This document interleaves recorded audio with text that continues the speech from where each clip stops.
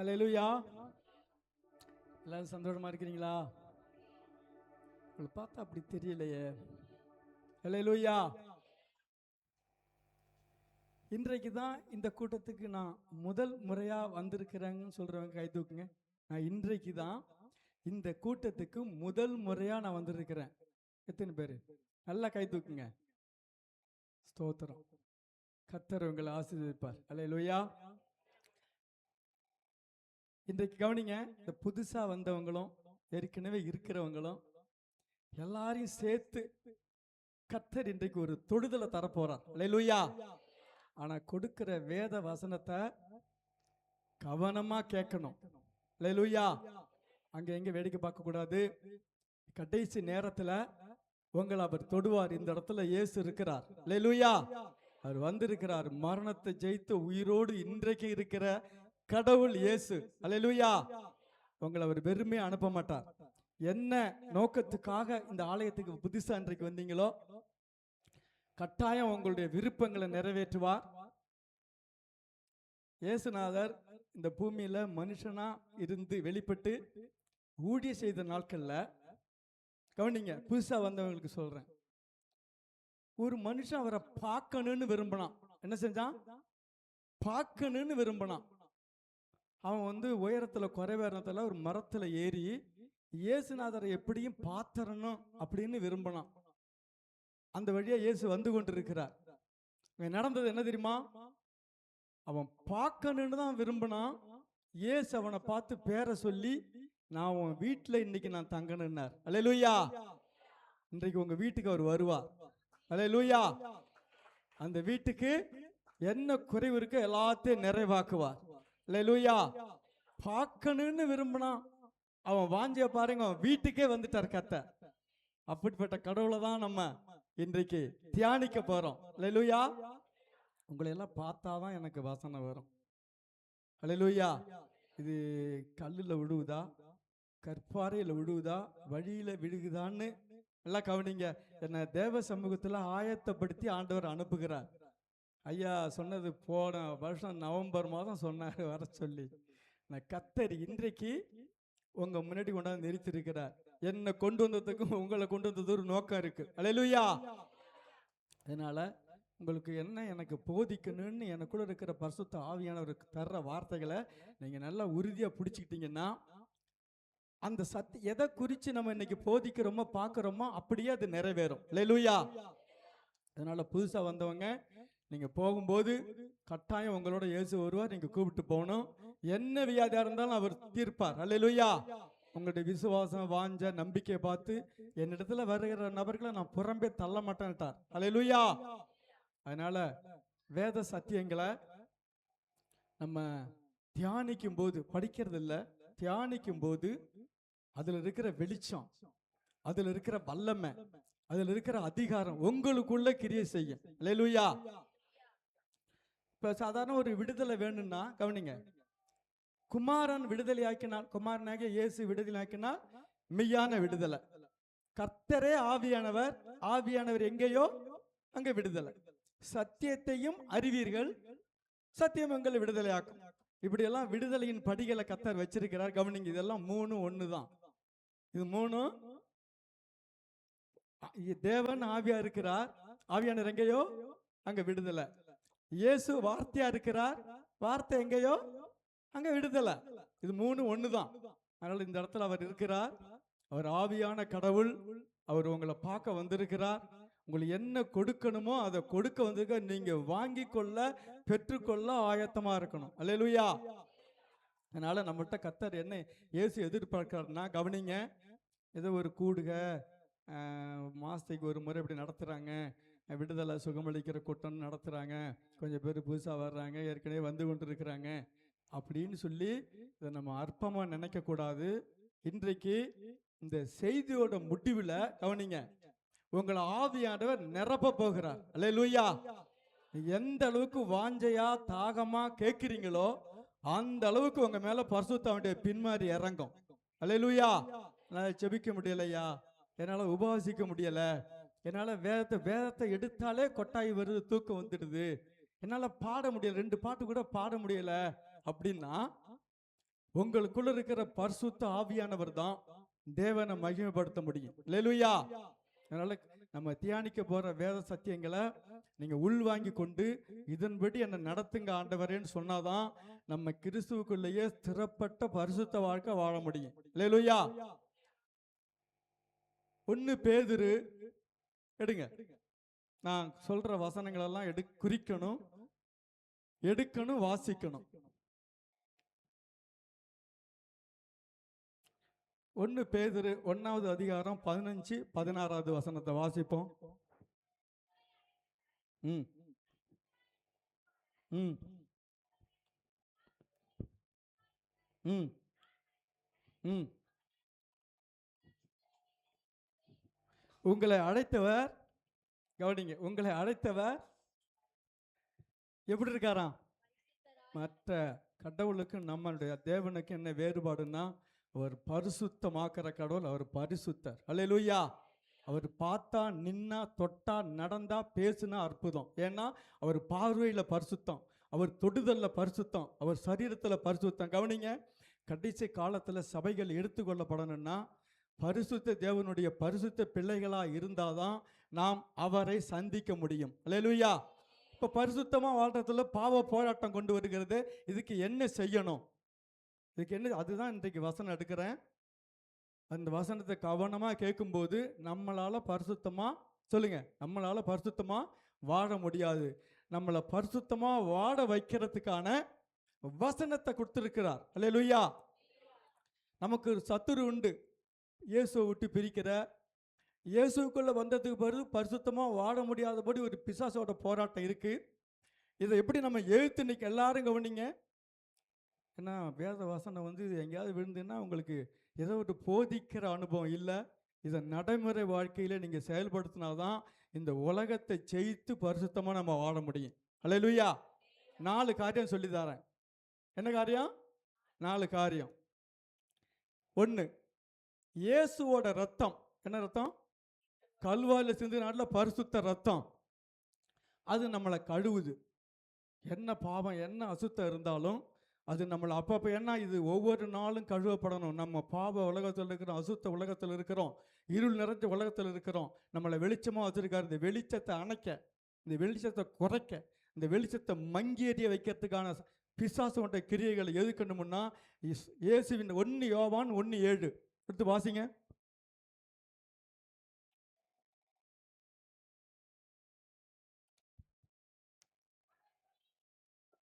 ம் ம் ம் அவருடைய குமாரனாகிய இயேசு கிறிஸ்துவின் ரத்தம் சகல பாவங்களையும் நம்மை சுத்திகரிங்க. கவனிங்க, ஒரு பிசாசுக்கு இடம் கொடுத்து நம்ம சரீரத்தில் பாவத்தை அனுமதிச்சிட்டோம்னா உடனே செய்ய வேண்டியது, ஆண்டவராகிய இயேசப்பா எனக்காக கல்வாரி சிந்தின ரத்தம் இந்த பாவத்தை கழுவட்டும். இதுதான் பரிசுத்த வாழ்க்கையில் வளர்ச்சிக்கு வர முடியும். அல்லேலூயா.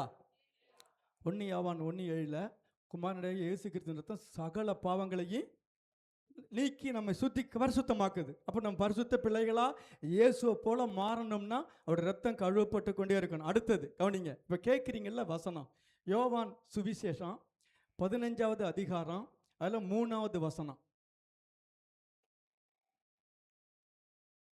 யோவான் சுவிசேஷம் 17வது அதிகாரம் 16, ரெண்டுமே ஒன்று தான். நான் உங்களுக்கு சொன்ன உபதேசத்தினாலே நீங்கள் இப்பொழுது சுத்தம். கவனி, வசனத்தை கேட்கும்போது அந்த வசனம் உங்களை கழுவும், அந்த வசனம் உங்களை சுத்திகரிக்கும், அந்த வசனம் உங்களை பரிசுத்தமாக்கும். அல்லேலூயா.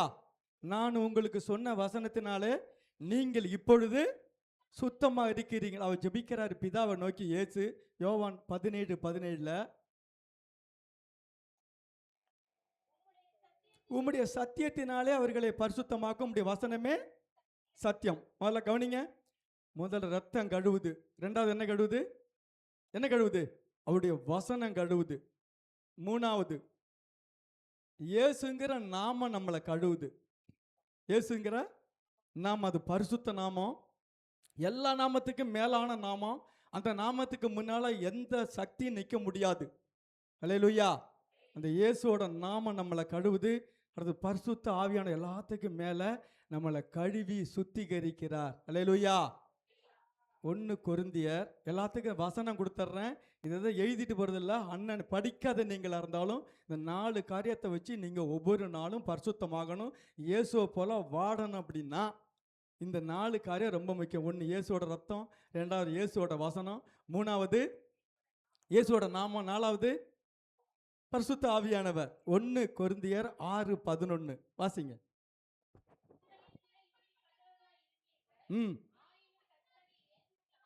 கர்த்தராகிய இயேசுவின் நாமத்தினாலும்,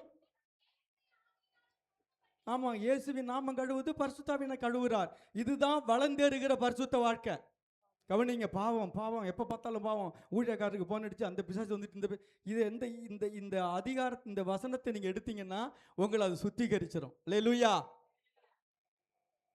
இயேசுவோட ரத்தம், இயேசுவோட வார்த்தை, இயேசுவோட நாமம், பரிசுத்த ஆவியானவர். 4 காரியம் புரியுதா? என்ன ஒரு மாதிரி உட்காந்துட்டு இருக்கிறீங்க? சொல்லுங்க. இது தெரிஞ்சாதான் நம்ம பரிசுத்தமாகவே வாழ முடியும். இந்த வார்த்தைகளின்படி நம்ம ஒவ்வொரு நாளும் நடக்கணும். இதை கவனிங்க. இந்த 4 காரியம் சொன்னா இந்த 4 காரியத்தை வச்சு பிசாசை எதுக்க முடியும். அல்லேலூயா. இப்போ 4 காரியம் சுத்திகரிக்குது இல்லை? இதே 4 காரியத்தை வச்சு பிசாசை எதுக்க முடியும். ஏன்னா பிசாசை எதிர்த்து தான் நம்ம பரிசுத்தமாக வாழ முடியும். சொல்றது விளங்குதா? வெளிப்படுத்தின விசேஷம் 12வது அதிகாரம் 11வது வசனம்.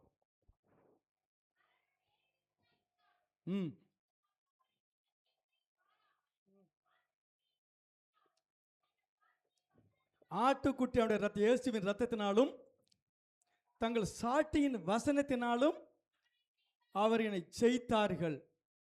அல்லேலூயா.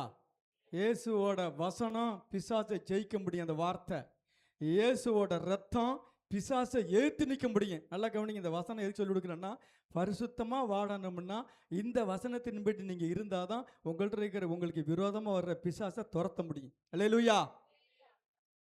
அடுத்தது ஏது சொன்னார்? என் நாமத்தினாலே சொல்லுங்க பிசாசுகளை துரத்துவீர்கள்.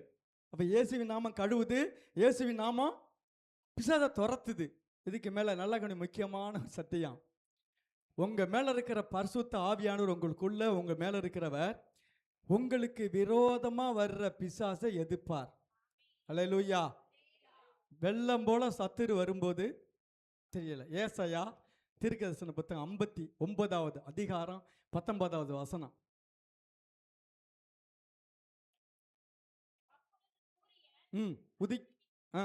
படிங்க.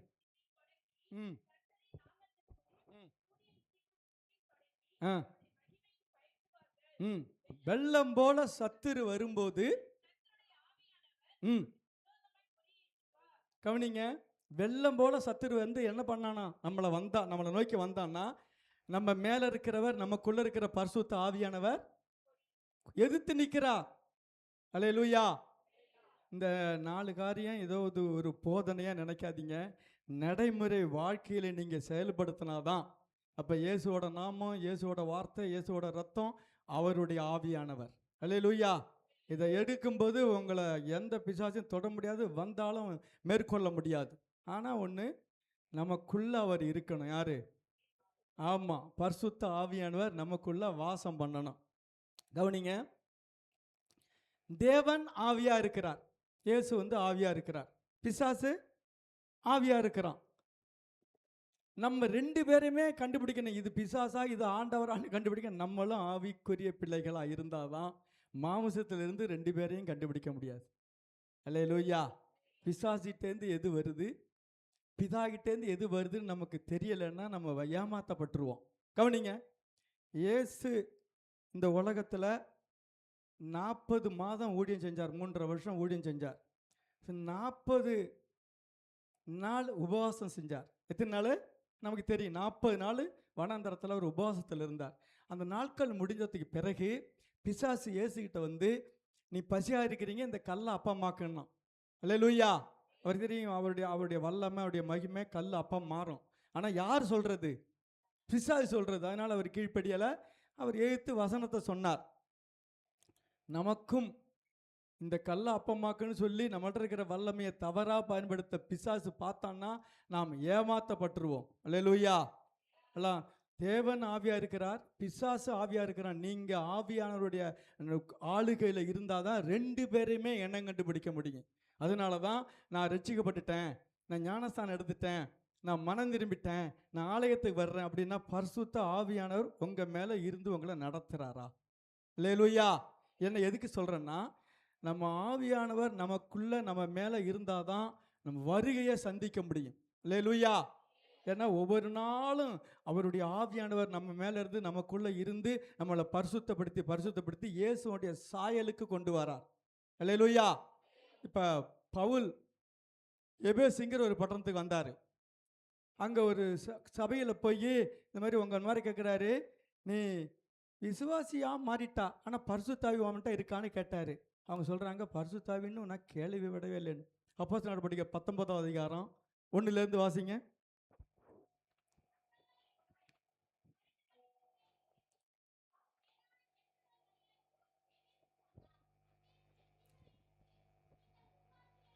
நீங்கள் விசுவாசிகள் ஆனபோது பரிசுத்தாவியை பெற்றீர்களா? ம் ம் ம் பரிசுத்தாவி கவனிங்க.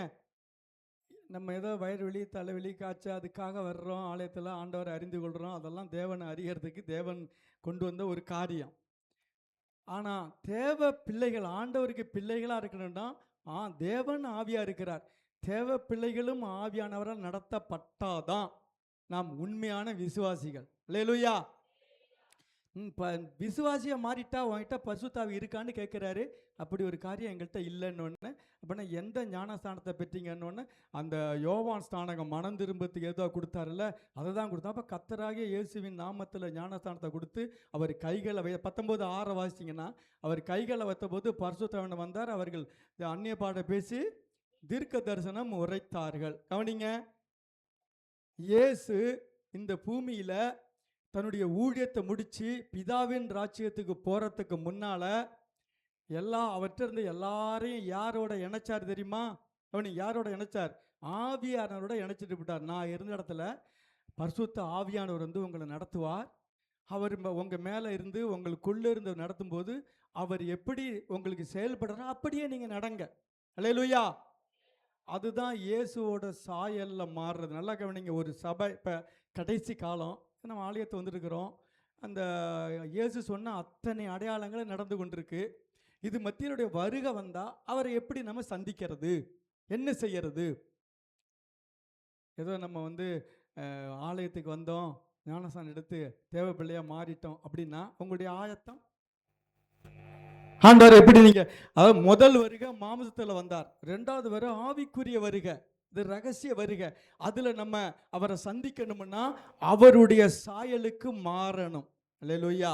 அந்த அவருடைய சாயலுக்கு மாற்றுகிற வேலையை செய்கிறவர் தான் நமக்கு கொடுக்கப்பட்ட பரிசுத்த ஆவியானவர். சொன்னார், நான் பிதாட்ட போகிறேன், நான் பிதாகிட்ட வேண்டுவேன், அவரை ஒரு உண்மையான தேற்றரவாளனாக இருக்கிற பரிசுத்த ஆவியானவர் அனுப்புவார், அவர் அவங்களும் நடத்துவார். யோவான் சுவிசேஷம் 14வது அதிகாரம் 16வது 17வது வசனத்தை வாசிப்போம்.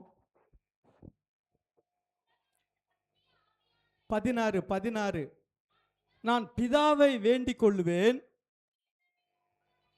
அவர் என்றென்றைக்கும், கவனிங்க, இயேசு இருந்த இடத்துல அவர் வர்றார், அவர் என்றென்றைக்கும் உங்களுடனே இருக்கும்படிக்கு ம் ம் ஆ ம் ம் ம் ம் கவனிங்க. உலகத்துக்கு தெரியாது, ஆனால் அவர் உங்களுடனே வாசம் பண்ணி உங்களுக்கு உள்ளே இருப்பதால் நீங்கள் அவரை அறிவீர்கள். நான் உங்களை திக்கற்றவர்களாக விட்டேன். கவனிங்க, ஆவியானவர்கிட்ட இணைச்சிட்டு போட்டாரு இயேசு. அல்லேலூயா. அந்த ஆவியானவர் உங்கள்கிட்ட எந்த நிலையில் இருக்கிறாரு? கொஞ்ச நேரம் அந்நிய பாட பேசுகிறேன், கொஞ்ச நேரம் பாடுறேன், கொஞ்ச நேரம் வேதத்தை வாசிக்கிறேன், இதெல்லாம் பத்தாது. இதெல்லாம் தேவனுடைய சாயலுக்கு மாறணும். இயேசுவை போல இந்த பூமியில் நம்ம மாறணும்னா அவர் பரிசுத்த ஆவியானவர் நமக்கு பெந்தகோஸ்து நாளில் வந்து மேல் வீட்டாரில் இறங்கினவர். இன்றை வரைக்கும் சபையில் அவர் அசைவாடி கொண்டே இருக்கிறார். அல்லேலூயா. ஏன்னா கடைசி நாட்கள்ல மாம்சமான யாவர் மேலும் என் ஆவியை ஊற்றுவேன். இந்த நாட்கள்ல அந்த ஆவியானுடைய கிரியை உங்களுக்குள்ள வந்து இறங்குனாதான் நீங்க பாவத்தை ஜெயிச்சு பரிசுத்தமா வாழ முடியும். அல்லேலூயா. அந்த பலன்தான் பாவத்தை மேற்கொள்ற வல்லமே நமக்கு கொடுக்க முடியும். அதுக்கு என்ன செய்யணும் கவனிங்க. எனக்கு ஒரு வார்த்தை ஆண்டவர் தந்தாருன்னா, அந்த வார்த்தையை உங்களுக்கு கொடுத்தேன்னா அந்த வார்த்தையின்படியே உங்களை நடத்துவார். அல்லேலூயா. அதனால இந்த 12 அப்போஸ்தலர்களையும் அவரோட கூட இருந்த சீடர்களையும் இயேசு இருந்த இடத்துல யாரோட பிட்ட பண்ணிட்டு போனாரு? ஆவியானோட இணைச்சிட்டு போட்டார். அவர் உங்களுடனே வாசம் பண்ணுவார், உங்களுக்குள்ளே இருக்கிறார், நீங்கள் அவரை அறிய முடியும். ஆனா ஒண்ணு கவனிங்க, இவர் எப்பெல்லாம் நம்மளை விட்டு விலகுவார் அப்படின்னு தெரிஞ்சாதான் அவர் நம்மள்கிட்ட இருக்கிறாரா போயிட்டாராங்கிறது தெரியும். அல்லேலூயா. அதனால கவனிங்க, நமக்கு ஆவிக்குரிய ஒரு மண்டலத்தில் நமக்குள்ள இருக்கிற ஆவிக்குரிய முத்திரையை நம்ம இன்னும் உணரலை. பல பேருக்கு தெரியாது. எப்போ வசனம் சொல்லுது, அவருடைய நாமத்தின் மேல் விசுவாசிகளான போது அவருடைய நாமத்தின் அவரை ஏற்றுக்கொண்டவர்கள் எத்தனை பேர்களோ அத்தனை பேர்களும் தேவனுடைய பிள்ளைகளாகும்படி அதிகாரத்தை கொடுத்தார். யோவான் 1:12 அவருடைய நாமத்தின் மேல் விசுவாசம் உள்ளவர்களா அவர்களை ஏற்றுக்கொண்டவர்கள் எத்தனை பேர்களோ அத்தனை பேர், அவர் யார் உண்மையை ஏற்றிட்டோமோ அத்தனை பேரும் என் பிள்ளைன்னுட்டார். அந்த அதிகாரத்தை கொடுத்துட்டார். அங்க நடந்தது என்ன தெரியுமா? கவனிங்க, ஒரு முத்திரையை போட்டுட்டார். இது என் பிள்ளை மனம் திரும்பிட்டு என்னை ஏற்றுக்கொண்டு ஆலயத்துக்கு வருது, என் ரத்தத்தினால கழுவப்பட்டுட்டு அப்படிங்கிற ஆவிக்குரிய முத்திரையை போட்டதுனால தான் இந்த முத்திரையை பார்க்குற பிசாசு உங்களை பார்த்து பயப்படுறான். அல்லேலூயா. எபேசியருக்கு எழுதின நிருபம் 1வது அதிகாரம் 13-14 வாசிப்போம்.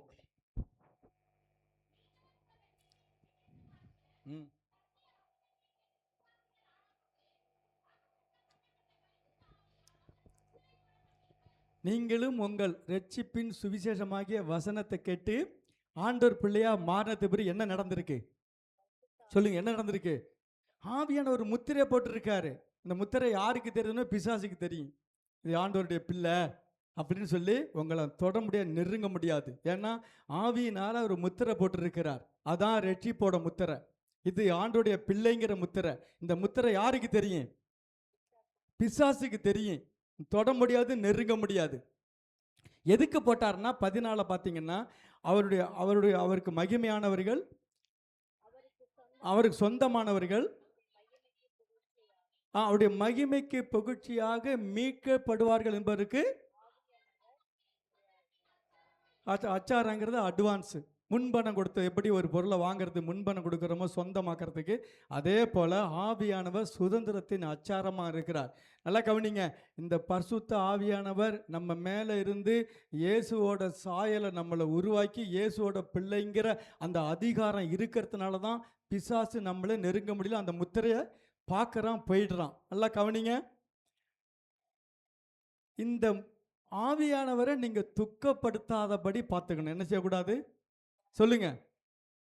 துக்கப்படுத்த. ஏன்னா துக்கப்படுத்திங்கன்னா மீட்பு இல்லை, வருகை தெரியாமல் போயிடும். அதே எபேசியருக்கு எழுதின நிருபம் 4வது அதிகாரம் 30வது வசனத்தை வாசி பார்த்தோம்னா, அன்றியும் நீங்கள் மீட்கப்படும் நாளுக்கென்று முத்திரையாக பெற்ற தேவனுடைய பரிசுத்த ஆவியை துக்கப்படுத்தாதீங்க. எதுக்கு? மீட்புல அவர் துக்கப்பட்டுட்டார்னா நம்ம வருகையில் கைவிடப்பட்டுருவோம். அல்லேலூயா. அதனால அவர் எப்போ எல்லாம் துக்கப்படுவார்? கவனிங்க, இது ரொம்ப முக்கியமான ஒரு சத்தியம். இயேசுவை நம்ம சந்திக்கணும் அப்படின்னா அவர் ஆவி இல்லாமல் நம்ம சந்திக்கவே முடியாது. அவர் தான் பரிசுத்த ஆவியானவர் தான் நம்மளை வருகைக்கு ஆயத்தப்படுத்துகிறவர்.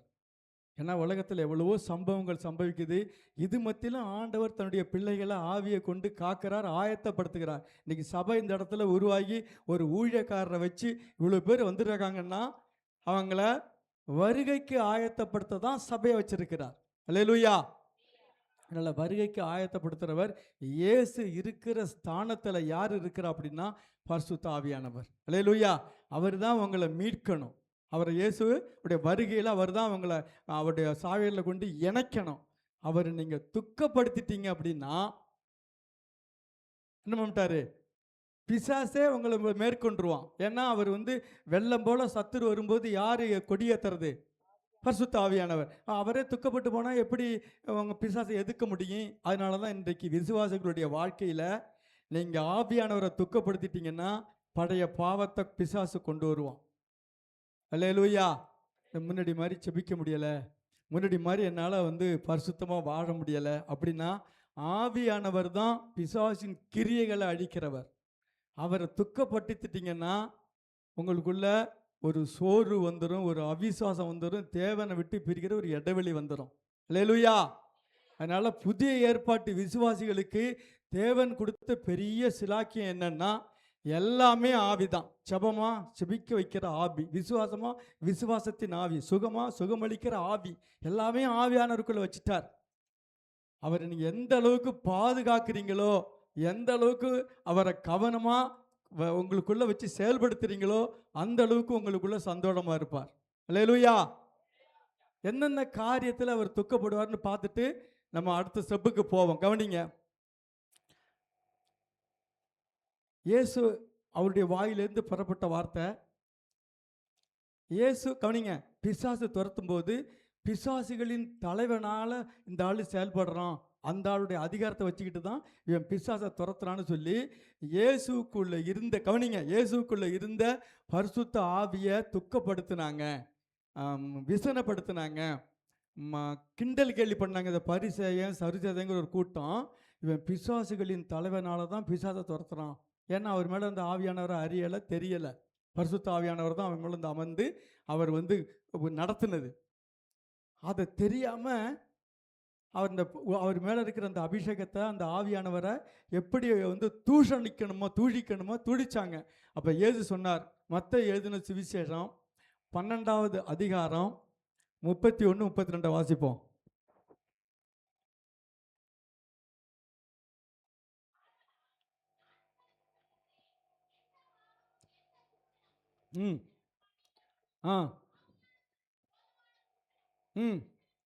இது நல்லா ஒவ்வொரு விசுவாசியும் ஜாக்கிரதையாக இருக்கணும். மனுஷகுமாரனை இயேசு வந்து தச்சனுடைய குமாரன் அப்படி எந்த அளவுக்கு மோசமாக பேச முடியுமோ பேசுனாங்க. அவர் சொன்னார், என்னை குறித்து நீ எவ்வளோ மோசமாக பேசினாலும் அதில் இப்போ உனக்கு வந்து பிரச்சனை இல்லை, நான் சகிச்சுக்கிடுவேன். ஆனால் என் மேலே எனக்குள்ள ஒருத்தர் இருக்கிறார், அவருக்கு இதுவரமாக பேசுனா 32 வாசி பார்த்தீங்கன்னா, இம்மையிலும் மறுமையிலும், இந்த உலகத்திலையும் அந்த உலகத்திலையும் நியாய தீர்ப்பு வரைக்கும் போயிடும். அதனால் நம்மளை நடத்துகிற பரிசுத்த ஆவியானவரை நீங்கள் எந்த அளவுக்கு ஜாக்கிரதையாக வச்சு நடத்துகிறீங்களோ, பாதுகாக்கிறீங்களோ, அந்த அளவுக்கு உங்களுக்குள்ளே சந்தோஷப்படுவார். அவரை கிண்டல் கேலி பண்ணி தூஷணம் பண்ணோம்னா இயேசு சொன்னார், இந்த உலகத்திலையும் அந்த உலகத்திலையும் மன்னிப்பு இல்லை. கவனிங்க, எதுக்குன்னா மீட்க முடியாது. அவர் துக்கப்பட்டு நம்மளை விட்டு விலகிட்டார்னா நம்மளை அவர் மீட்க முடியாது, இயேசு மீட்க முடியாதுன்னா இயேசுவோட சாயல் நம்மள வெளிப்படாது. அதனால தான் மீட்கப்படும் நாளுக்கென்று உனக்கு ஒரு முத்திரை போட்டிருக்காரு, அந்த ஆவியானவரை துக்கப்படுத்துறாத. கவனிங்க, வேற எந்தெந்த வகையிலெல்லாம் இப்போ நம்ம எவ்வளவோ ஜெபிக்கிறோம், எவ்வளவோ உபவாசிக்கிறோம், எவ்வளவோ பாட்டு பாடுறோம், ஆனால் சில காரியம் நடக்க மாட்டோம்னா உங்களுக்குள்ள பரிசுத்த ஆவியுடைய கிரியை மட்டுப்படுத்தப்பட்டிருக்கு. உங்களுக்குள்ள பரிசுத்த ஆவியுடைய துக்கப்பட்டு போயிருக்கிறார். சண்டை போடும்போது, எரிச்சல் கோபத்தை காட்டும்போது, ஏன்னா ஆவியானவர் இருந்தால் அங்கே கனிகள் வெளிப்படும். என்ன வெளிப்படும்? அன்பு, சந்தோஷம், சமாதானங்கிற அவருடைய குணங்கள் கனிகளாக வெளிப்படும். அது ஆவியானவர் போட்டார்னா மாம்சம்தான். மாம்சமும் மனதும் விரும்பலை செஞ்சு நம்ம வந்து கோபத்தின் பிள்ளைகளாக போடுவோம். அதனால தான் தூஷணம் செஞ்சிடாத, நீ அவரை ரொம்ப ஜாக்கிரதையாக பாதுகாத்து கொள்ளணும். அவர் தான் உன்னை செபிக்க வைக்கிறவர், அவர் தான் உன்னை பரிசுத்தமாக வாழ வைக்கிறவர், அவர் தான் பிசாசு எதிர்க்கிற பலனை கொடுக்கிறவர். அவரை நீ துக்கப்படுத்திடாத, தூழிச்சிடாத.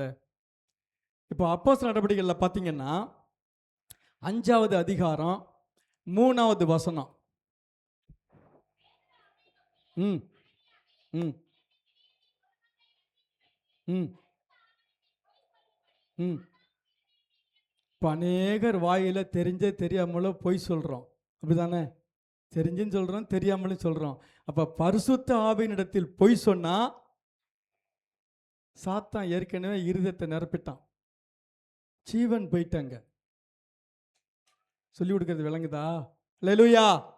அப்போ பரிசுத்த ஆவியானவருக்கு இந்த மாம்ச கிரியைகள் வெளிப்படுற பொய் ஆகாது. அதனால கவனிங்க, அதனால தான் அவர் சரீரத்தில் இறங்கும்போது எங்க இறங்குறாரு சொல்லுங்க? நாக்கில் பிடிக்கிறாரு. இந்த நாக்கு தான் அடங்க மாட்டேங்குது, இந்த நாக்கு தான் துதிக்குது, இந்த நாக்கு தான் சபிக்குது, இந்த நாக்கு தான் பொய் சொல்லுது. அதனால அந்த நாக்கு அவருக்கு கட்டுப்பாட்டில் கொண்டு வந்துட்டா பிசாசினுடைய கிரியைகள் வெளிப்படாது. அந்நிய பாட பேசுகிற நாக்கு ஆவியில் நிறைஞ்சி பேசுனா கனிதான் வெளிப்படும். ஏன்னா சமாதானத்தின் தேவன். சண்டை போடுற ஆவி என்ன ஆவி? அது பரிசுத்த ஆவியானவரை துக்கப்படுத்திவிடும், பரிசுத்த ஆவியானவரை மட்டுப்படுத்திடும். ஏன்னா அவர் குணங்கள் கனிகளை வெளிப்படுத்துகிற குணங்கள். அதனால பரிசுத்த ஆவியினிடத்தில் பொய் சொன்னால் அவர் துக்கப்பட்டு போயிடுவார். இந்த கணவன் மனைவிக்குள்ளே போய் சொல்கிறாங்க, பெற்றோர் பிள்ளைக்குள்ளே போய் சொல்கிறாங்க, அது சர்வசாதாரணமாக போயிடுது. உங்களை அறியாமலே பரிசுத்த ஆவியானவர் உங்களுக்குள்ளே துக்கப்பட்டு போயிடுவார். அடுத்தது 7வது வசனத்தை வாசிப்போம். அப்போஸ்தலர் 5:7. ம் ம் ம் ம் ம் ம் கவனிங்க, 9ல் பார்த்தீங்கன்னா, கர்த்தருடைய ஆவியை சோதிக்கிறதுக்கு நீங்கள் ஒருமனப்பட்டதென்ன சோதிக்கக்கூடாது. உள்ளதை உள்ளதுன்னு சொல்லிவிடணும், இல்லாத இல்லைன்னு சொல்லிவிடணும். புதிய ஏற்பாடு சத்தியத்தில் அந்த பரிசுத்த ஆவியானவரை சோதிக்கிற காரியம் நமக்குள்ளே இருந்ததுன்னா நம்மளுக்குள்ளே அவர் துக்கப்பட்டு போயிடுவார். நமக்குள்ளே எல்லா கிரியைகளும் குறைஞ்சிரும். அதனால தான் பொய் சொல்லாதீங்க, அவரை சோதிக்காதீங்க. அடுத்தது 7வது அதிகாரம் 51வது வசனத்தை வாசிப்போம்.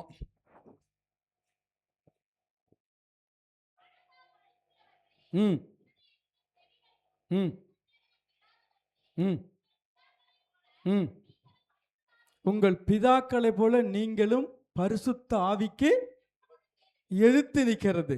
அவர் ஜெபம் பண்ணுனா தூங்கிறது, உபவாசம் போட்டுனா சாப்பிட்றது, இதெல்லாம் எதிர்த்து நிற்கிற காரியம். உங்களுக்குள்ளே இருந்தவர் செயல்படணும்னா மாம்ச கிரியைகளை அவர் அழிச்சிருவார்.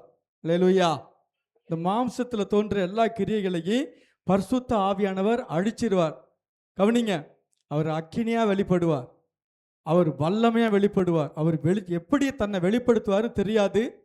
இன்றைக்கு இந்த இடத்துல நீங்கள் எந்த அளவுக்கு விட்டு கொடுக்குறீங்களோ அந்த அளவுக்கு உங்களை அவர் நிரப்புவார். அல்லேலூயா. எவ்வளவோ நான் அறிக்கை பண்ணுறேன், எவ்வளவோ சுத்திகரிக்கிறேன், எவ்வளோ உபாசிக்கிறோம், இப்போ நீங்கள் எவ்வளவு தான் பிரயாசப்பட்டாலும் உங்களுக்குள்ளே இருக்கிற பரிசுத்த ஆவியானவர் உங்கள் மேலே எழும்பி சுத்திகரிக்கிற சுத்திகரிப்பு தான் உண்மையான விடுதலை. அல்லேலூயா. ஏன்னா நான் உங்களை பரிசுத்தமாக்குற கர்த்தர்னு சொல்லிவிட்டார். நீங்கள் எவ்வளவு பிரயாசப்பட்டாலும் ஆவிக்கு இடம் கொடுக்கும்போது, பரிசுத்தாவுடைய கிரியைக்கு இடம் கொடுக்கும்போது, உங்கள் நாக்கள் அவர் பாஷை வரங்கள் இறங்கும்போது அது அக்கினியாக வெளிப்படும். அல்லேலூயா. இந்த அக்கினி சுத்திகரிக்கிற அக்கினியாக பரிசுத்தமாக்கிடும். அதனால தான் பொய் சொல்கிறது, சோதிக்கிறது, எதிர்த்து நிற்கிறதெல்லாம் நமக்குள்ளே இருந்து துக்கப்பட்டு போயிடுவார். அது 1 தெசலோனிக்கேயர் நிருபத்தில் 5வது அதிகாரம் அதில் 19வது வசனம். ஆவியை அவித்து போடாதிருங்கள். கவனிங்க, அவர் ஜீவனுள்ள ஆவி. என்ன ஆவி? ஜீவனுள்ள ஆவி. கவனிங்க, உங்கள் கையில் ஒரு முட்டையை கொடுக்குறப்ப என்ன கொடுக்குறேன்? ஒரு கோழி முட்டையை கொடுக்குறேன். இந்த கோழி முட்டைக்குள்ள என்ன இருக்குது நமக்கு எல்லாருக்கும் தெரியும். வெள்ளைக்கருவும் மஞ்சக்கரு ஓடு இருக்கு. இப்போ நீங்கள் அதை ஒரு இங்கு பேட்டரில் வச்சிங்கன்னா 24 மணி நேரத்தில் ஒரு குஞ்சு வந்துடும். அதை கோழியை வச்சு அடக்காத்தா 3 வாரத்தில் ஒரு குஞ்சு வரும். அன்னைக்கே ஆம்லேட்டு போட்டு சாப்பிட்டு எப்பவும் விடலாம். அது நம்ம கையில் தான் இருக்குது, அது கொடுக்குற ஒரு கையில் இல்லை. அதில் ஆவியை அவித்து, அது ஜீவன் உள்ள ஆவி. இந்த ஆவியானது நீங்கள் அனுமதிக்க எல்லா துர்க்கிரியைகள் அசுத்தம் எல்லாம் வெளியாகிடும். அவருக்குள்ள ஜீவன் இருக்குது, வல்லமை இருக்குது. அதனால இந்த பரிசுத்த ஆவியானவர் நீங்கள் அவித்து போட்டதுன்னா மாம்ச கிரியைகள் வெளிப்பட அப்படியே குறைஞ்சிரும். கடைசி நேரத்தில் கவனிங்க, நமக்குள்ள எந்த ஒரு பரிசுத்த வாழ்க்கையும் இருக்காது. நமக்குள்ள ஒரு பின்மாற்றத்தின் ஆவி. ஆலயத்துக்கு வருவோம், ஜெபம் பண்ணுவோம், கைத்தட்டுவோம், பாட்டு பாடுவோம், காணிக்க போடுவோம். ஆனால் ஒரு உள்ளான மனுஷனில் ஒரு வறட்சி, ஒரு பின்மாற்றம் வந்துடும். ஏன்? இங்கே பரிசுத்த வேண்டியது எங்கேயோ துக்கப்பட்டு போய் இன்றைக்கு உங்களை சுத்திகரித்து உங்களுக்கு நீங்கள் அவருக்கு இடம் கொடுத்தீங்கன்னா இந்த வசனத்தை கேட்குற அத்தனை பேர் மேலே இன்றைக்கு இறங்குவார். அல்லேலூயா. ஏன்னா அவர் ஆலயத்தில் கடைசி நாட்களில் ஊற்றப்படும் போது இந்த முழு சபையும் பரிசுத்தப்படுத்தி அவர் தம்முடைய வருகைக்கு தம்முடைய பிள்ளைகளை எல்லாரும் ஆவிக்குரியவர்களாக மாறணும்னு விரும்புகிறார். அல்லேலூயா. அதனால தான் இந்த வசனம் உங்களுக்கு கொடுக்கப்படுகிறது. இன்றைக்கு பரிசுத்த ஆவியானவர் உங்கள் மேலே பலமாக இறங்க வேணா. பின் கடைசி நாட்களில் இருக்கிறோம். சபை ஆயத்தப்படணும்னா ஒரு சுத்திகரிப்பு வேணும். நம்ம எவ்வளவு சுத்திகரிக்கப்பட்டாலும் அவருடைய வல்லமை இறங்கி சுத்திகரிக்கிறது தான் உண்மையான சுத்திகரிப்பு, பரிசுத்தமாகுதல். இதுக்கப்புறம் உங்களுக்குள்ள ஒரு உற்சாகம் வரும். உங்களுக்கு கவனிங்க, உங்களுக்குள்ள பரிசுத்த ஆவியானவர் இருக்கிறாராங்கிறது என்னென்னா, நீ ஜெபம் பண்ணும்பார். என்னை விடிய காலம் 2 மணிக்கு எழுப்பிட்டாராம் ஆவியானவர். எழும்பு அப்படின்ட்டார். நான் அதுக்கு மேலே அவர் எழுப்பிட்டாருன்னா தூக்கம் வராது. 5 மணி வரைக்கும் ஜெபம். ஏன்னா உங்கள் மத்தியில் உங்கள் வசனம் வேணும்னா அவர்கிட்டேருந்து வரணும். ஏன்னா என்கிட்டேருந்து புறப்படுறது உங்கள்கிட்ட மாற்றாது. தேவனுடைய வாயிலிருந்து புறப்படுகிற ஒவ்வொரு வார்த்தையினாலும் மனுஷன் பிழைப்பான். ஆனால் அவர்கிட்டேருந்து வந்தால் தான் அந்த வார்த்தையை உங்களுக்கு நான் கொண்டு வர முடியும். அந்த வார்த்தை தான் உங்களுக்குள்ள மாற்றத்தை கொண்டு வரும். அல்லேலூயா. கவனிங்க, இயேசுநாதருடைய வாயிலிருந்து புறப்பட்ட ஒரு வார்த்தை வெறுமையாய் திரும்பாது. அல்லேலூயா. வெறுமையா. ஏன்னா படகுக்கு வலது புறத்தில் வலையை போடுங்கன்னார், அது வெறுமையாக வரல. சாடிகளில் நீரை நிரப்புங்கன்னார், அது வெறுமையான தண்ணீராக இல்லை. லாசருவே வெளியே வான்னார். எவ்வளவோ அற்புதங்களை பார்க்குறோம்ல. பழைய ஏற்பாட்டில் பார்த்தீங்கன்னா இதை எதுக்கு ஒப்பிட்டிருக்காங்கன்னா, மாரியும் கவனிங்க, மாரியும் உறைந்த மழையும் வானத்திலிருந்து இறங்கி பூமியை நினைத்து அவ்விடத்துக்கு திரும்பாமல், ஏசாயா தீர்க்கதரிசன புத்தகம் 55வது அதிகாரம் 10-11, பூமியை நலைத்து அதில் முளை கிளம்பி விளைபடி செய்து விதைக்கிறவனுக்கு விதையையும் புசிக்கிறவனுக்கு ஆகாரத்தையும் கொடுக்கிறது எப்படியோ அப்படியே என் வாயிலிருந்து புறப்படும் வசனமும் இருக்கு. நல்ல கவனி, ஒரு வசனம் இந்த ஆலயத்துக்கு புறப்பட்டதுன்னா அது வெறுமையாய் திரும்பாது. அல்லேலூயா. அவர் அனுப்பிட்டார் வசனத்தைன்னா எங்கே சுகமாக்கணும், எங்கே விடுதலை ஆக்கணும், எங்கே மாற்றத்தை கொண்டு வரணும். ஏன்னா வானத்திலேருந்து பூமியில் இறங்குற மழை திரும்பி அங்கே போகாது. அது பூமியை நினைக்குது. அதில் விதைக்கிறவனுக்கு விதையையும் புசிக்கிறவனுக்கு ஆகாரத்தையும் கொடுக்குது. அது ஏசு சொன்னார், அப்படியே என் வாயிலிருந்து புறப்படும் வசனமும் இருக்கும். அது வெறுமையாய் திரும்பாமல் நான் விரும்பினதை செய்து அது நான் அனுப்பின காரியம் ஆகும்படி வாய்க்கும். உங்களுக்கு ஒரு வார்த்தை பரிசுத்த ஆவியானவரால் வந்ததுன்னா அது வெறுமையாய் திரும்பாது. இன்றைக்கு அல்லேலூயா, இன்றைக்கு அது என்ன செய்யணுமோ அந்த வார்த்தை உங்களுக்குள்ள கிரியை செய்யும். அல்லேலூயா. அதனால தாகம் உள்ளவனுக்கு அவர் தண்ணீரை கொடுக்கிறார், வாஞ்ச உள்ள பிள்ளைகளுக்கு வரத்தை கொடுக்கிறார், விதைக்கிறவனுக்கு விதையை கொடுக்கிறார், புசிக்கிறவனுக்கு ஆகாரத்தை கொடுக்கிறார். அப்போ எனக்கு தாகமே இல்லைன்னா தண்ணி வராது. அல்லேலூயா. அதனால அவர் வாயிலிருந்து புறப்பட்ட வார்த்தை வெறுமையாய் திரும்பாது. கவனிங்க, அடுத்தது பரிசுத்த ஆவியானவர் துக்கப்பட்டது இன்னொரு காரியம். எபிரேயருக்கு எழுதின நிருபம் 10வது அதிகாரம் அதில் 29வது வசனத்தை வாசிப்போம்.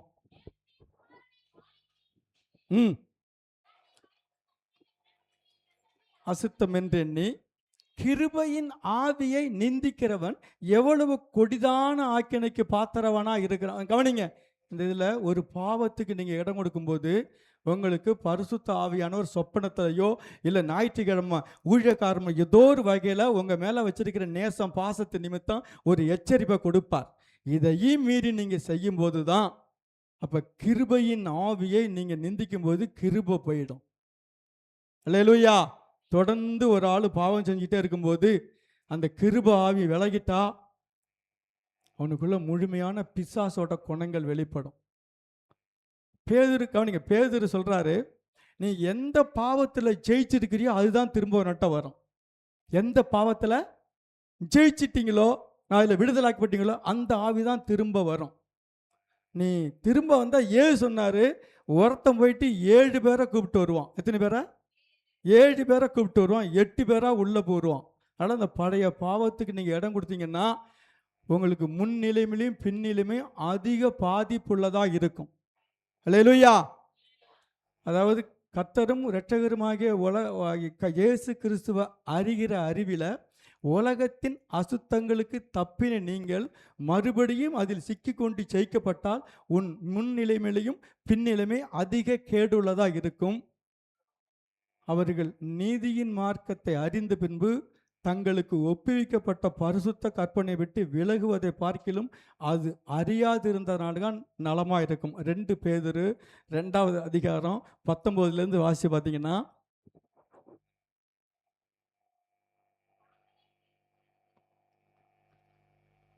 வாசிங்க. தாங்களே கேட்டு அடிமனும் சுயாதனத்தை வாக்குத்தத்தம் பண்ணுகிறார்கள். பண்ணுகிறார்கள். எதினால் ஒருவன் ஜெயிக்கப்பட்டிருக்கானோ அதுக்கே நல்லா கவனிங்க. நான் இந்த பாவத்தை ஜெயிச்சிட்டேன், இந்த பிதாவை ஜெயிச்சிட்டேன் அப்படின்னா திரும்ப அந்த ஆவி வந்து நிற்கும். அடுத்தது கர்த்தரும் ஆமா, இயேசு கிறிஸ்து பரிசுத்தர், அவற்றை பாவம் கிடையாது, அவருடைய பிள்ளைகளுக்குள்ளேயும் பாவம் இருக்கக்கூடாது. அவரை அறிகிற அறிவில உலகத்தின் அசுத்தங்களுக்கு தப்பின நீங்கள் மறுபடியும் அவைகளை சிக்கி கொண்டு ஜெயிக்கப்பட்டால், பாவம் ஜெயிச்சிட்டுன்னா அடுத்தது நீதியின் மார்க்கத்தை அறிந்த பின்பு தங்களுக்கு ஒப்புவிக்கப்பட்ட கற்பனை பற்றி விலகுவதை பார்க்கிலும் ரட்சிக்கப்படாத இருக்கிறதே நல்லதுங்கிறார்.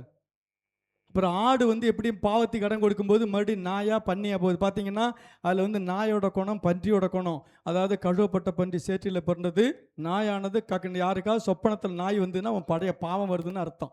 இப்போ விட்டு போன விலைக்கு போன அந்த ஆவிகள் ரெடியாக மறுபடி கொண்டு போகிறதுக்கு நிற்குதுன்னு அர்த்தம். ஒரே வழி பரிசுத்த ஆவியினர் இடம் கொடுத்து என்னை நிரப்புங்க, என்னை விடுதலையாக்குங்கன்னு சொன்னால் தான் தப்பிக்க முடியும். அதனால் உலகத்துக்கு அழுத்து தப்பி நீங்கள் மறுபடியும் இயேசுவோட சாயலில் தான் வரணும். திரும்ப அந்த பழைய பாவத்துக்கு போனால் பழைய குணங்கள், பழைய மனுஷன். நம்ம கிறிஸ்துவுக்குள்ள புது சிருஷ்டி. என்ன சிருஷ்டி? எல்லாம் பழையவைகள் எல்லாம் எல்லாம் புதிதாயினும். எல்லாம் புதுசாயிட்டாப்ப பழைய மனுஷன் வந்துட்டு போகிறானா இல்லை பழைய மனுஷன் உள்ளே இருக்கிறானா? நீங்கள் சொல்லணும். இப்போ 2 கொரிந்தியர் 5:17 ஒருவன் கிறிஸ்துவுக்குள் இருந்தால் புது சிருஷ்டி, பழையவைகள் எல்லாம் ஒழிந்து போன, எல்லாம் புதிதாகின அப்படின்னு இருக்குல்ல. எல்லாம் புதுசாயிட்டா, புது சிருஷ்டி, இயேசுவோட சாயலை வெளிப்படுத்துகிற புது சிருஷ்டி. எல்லாம் பழசாகி எல்லாம் முடிஞ்சு போச்சா? அதில் எபேசியருக்கு இல்லை நிருபத்தை கவனிங்க. முந்தின நடக்கைக்குரிய மோசம் போக்கும் இச்சைகளாலே கெட்டு போகிற பழைய மனிதனை நீங்கள் களைந்து போட்டு உங்கள் உள்ளத்திலே புதிதான ஆவி உள்ளவர்களாகி மெய்யான நீதியிலும் பரிசுத்தத்திலும் தேவனுடைய சாயலா இருக்கிற புதிய மனுஷனை தரித்து கொள்ளுங்கள். எபேசியர் 4:22, 23, 24.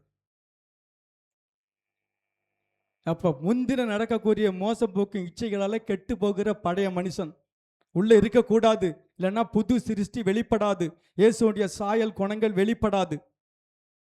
வசனம் இருக்கா? அந்தபடியே கெட்டு போகிற பழைய மனுஷனை யாரு களைஞ்சு போடணுமா? யாரு களைஞ்சு போடணும்? நம்ம தான் களைஞ்சு போடணும். நீங்க தான் களைஞ்சு போடணும். அந்த பழைய மனுஷனுடைய குணம் ஒண்ணுமே இருக்கக்கூடாது. ஏன்னா புது சிருஷ்டி அது கனி நிறைஞ்ச வாழ்க்கை, அன்பு நிறைஞ்ச வாழ்க்கை. பரிசுத்தாவினுடைய குணங்கள்ல அன்பு, சந்தோஷம், சமாதானம்னு நம்ம வாசிக்கிறோம். அப்போ ஆவியானவர் இருந்தால் கட்டாயம் நமக்குள்ள அவருடைய குணங்கள் இருக்கும். அவர் நம்ம இருதயத்தில் ஊற்றப்படும் போது கவனிங்க, நம்ம இருதயத்தில் பரிசுத்தாவினர் வந்து தங்கும்போது இல்லை பரிசுத்தாவினர் ஊற்றப்படும் போது அந்த இருதயத்தை அன்புனால நிறைச்சிடுறார். எதெல்லாம் நிறைக்கிறாரு? அன்புனால. மறுபடியும் அதில் வந்து குறையறதும் வளர்றதும் உங்கள் கையில் தான் இருக்குது. ரோமர் 5:5 பார்த்தீங்கன்னா, மேலும் நமக்கு அருளப்பட்ட பரிசுத்த ஆவியினாலே தேவ அன்பு நம்ம இருதயங்கள் ஊற்றப்பட்டிருக்கிறபடியால் அந்த நம்பிக்கை நம்மளை வெட்கப்படுத்தாது. ரோமர் 5வது அதிகாரம் 5வது வசனத்தில். அப்போ யாருனால அன்பு வருது? பரிசுத்த ஆவியினால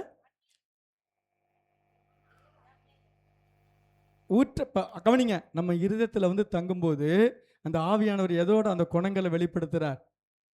அன்பு நிறைஞ்ச இருதயம். அப்போ இருதயத்தை நிறைவினால தான் வாய் பேசும். அப்போ ஆவியான ஊற்றப்படும் போது அன்புனால இருதயம் நிறைஞ்சிட்டுன்னா உங்கள் வாயிலேருந்து புறப்படுற வார்த்தை எல்லாமே கனி நிறைஞ்சதாக இருக்கும். இல்லை எரிச்சல், கோபம், இந்த பிசாசோட குணங்களை வெளிப்படுதுன்னா அங்கே பரிசுத்த ஆவியானவர் ஊற்றின அன்பு மறைக்கப்பட்டிருக்கு. பழைய மனுஷன் வெளிப்படுறான். புது சிருஷ்டிக்குரிய காரியம் ஒன்றும் இல்லை.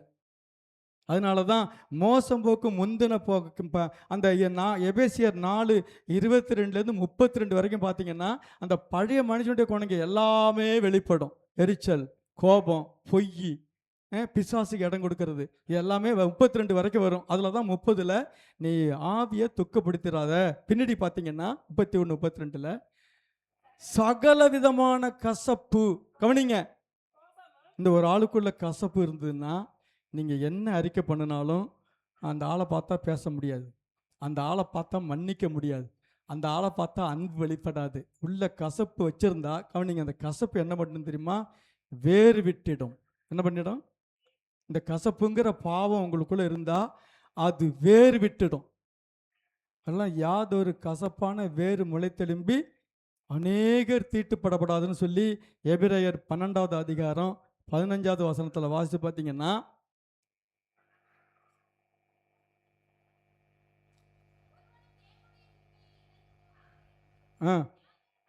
யாதொரு கசப்பான வேர், கவனிங்க, இது அநேகருக்குள்ள இங்கே இருக்கு. குடும்பத்தில் கசப்பு, சொந்த பந்தங்களில் கசப்பு, ஏன் ஊழியக்காரர் மேலேயே சில நேரம் கசப்பு வந்துடுது. இது வேறு விட்டுடும். அப்போ வேறு விட்டால் என்ன ஆகுது? கிருபையின் ஆவி நம்மளை விட்டு விலகுது. அதனால மன்னிக்கிற குணம் நமக்குள்ள இருக்கிற பரிசுத்த வேண்டிய குணம். கசப்பு பிசாசோட காரியம்.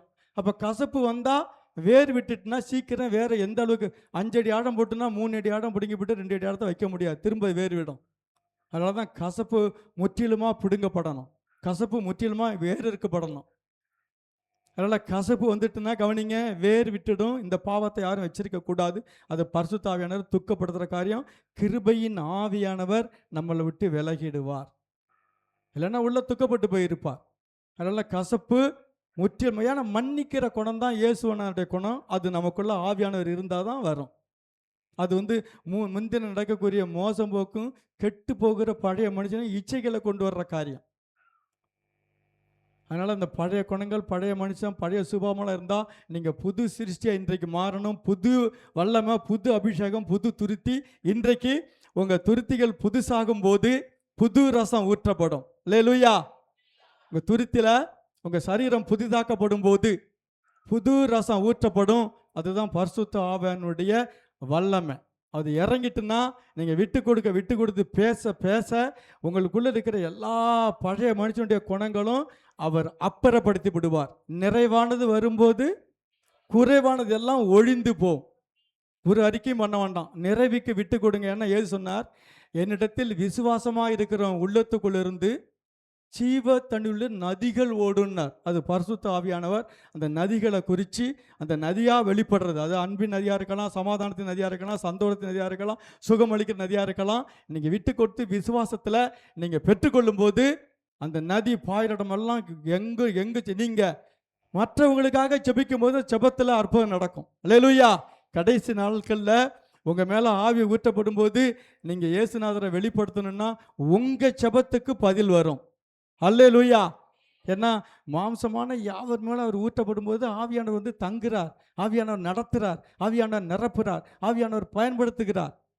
இப்போ இந்த ஆவியானவரை நம்ம எப்படி ஜாக்கிரதையாக வச்சுக்கணும், நம்ம அசட்டை பண்ணக்கூடாது.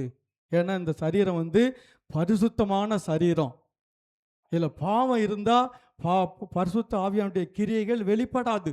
1 தெசலோனிக்கேயர் 4வது அதிகாரம் 3லிருந்து 8 வரைக்கும் வாசித்து பார்த்தோம்னா,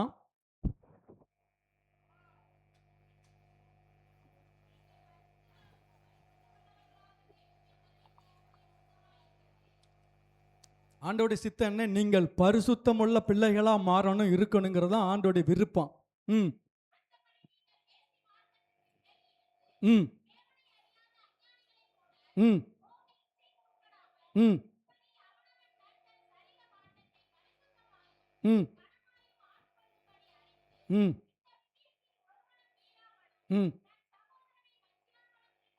ம் ம் ம் ம் ம் தேவன் நம்மை அசுத்தத்திற்கல்ல அடைச்சது எதுக்கு அடைச்சாரு? பரிசுத்தத்துக்கு தான் அடைச்சிருக்கிறார். சரீர பாண்டம் பரிசுத்தமாக இருக்கணும், பரிசுத்தத்துக்கு நான் உன்னை அடைச்சிருக்கிறேன், நீ பரிசுத்தமாக வாழ்றது தான் என் சித்தங்கிறார். அப்புறம் அசட்டை பண்ணுகிறவன் மனுஷரை அல்ல, பரிசுத்த ஆவியை தந்துள்ள தேவனையே அசட்டை பண்ணிங்க. அசட்டை பண்ணிவிட்டு அசுத்தத்துக்கு உள்ள இடம் கொடுத்தீங்கன்னா அங்கே பரிசுத்தம் நடக்கிற இடத்துல பாவம் வந்துடும். அதனால் ஆவியானவர் அசட்டை பண்ணுனா அங்கே புது சிருஷ்டி வெளிப்படாது. அல்லேலூயா. எந்த அளவுக்கு விளங்குன்னு தெரியலை, எந்த அளவுக்கு வசனம் உள்ளே போகுதுன்னு தெரியலை. இன்னொன்று கவனிங்க, நம்ம ஆண்டவர் சமாதானத்தின் தேவன். சமாதானம் பண்ணுகிறவர்கள் பாக்கியவான்கள் அவர்கள். சொல்லுங்கள். தேவனுடைய புத்திரர் எனப்படுவார்கள். சண்டை போடுறவர்கள் தரித்திரர்கள், அவர்கள் பிசாசின் பிள்ளைகள் எனப்படுவார்கள். அப்படி தானே? இப்போ நம்ம ஒருத்தரை சண்டை போடும்போது நமக்குள்ள ஆவியானவர் துக்கப்பட்டு போயிடுவார். சண்டையை அவர் விரும்ப மாட்டார். அது நியாயமான சண்டையாக இருந்தாலும் சரி, நியாயம் இல்லாத சண்டையாக இருந்தாலும், சண்டை போடும்போது நமக்குள்ள இருக்கிற ஆவியானவர் ஒரு வகை விலகிடுவார், இல்லைன்னா துக்கப்பட்டு போயிடுவார். ஏசாயா தீர்க்கதரிசன புத்தகம் 63வது அதிகாரம் 10வது வசனம்.